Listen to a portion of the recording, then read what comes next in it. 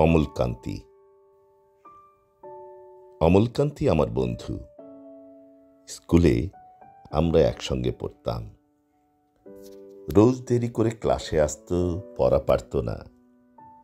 শব্দরূপ জিজ্ঞেস করলে এমন অবাক হয়ে জানালার দিকে তাকিয়ে থাকত যে দেখে ভারী কষ্ট হতো আমাদের।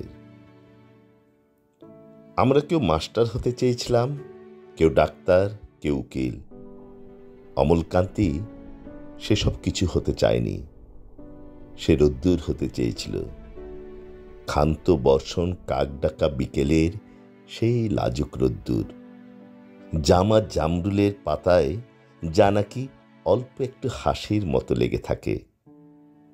আমরা কেউ মাস্টার হয়েছি, কেউ ডাক্তার, কেউ উকিল। অমলকান্তি রোদ্দুর হতে পারেনি। সে এখন অন্ধকার একটা ছাপাখানায় কাজ করে।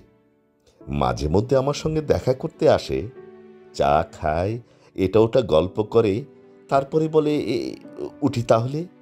আমি ওকে দরজা পর্যন্ত এগিয়ে দিয়ে আসি।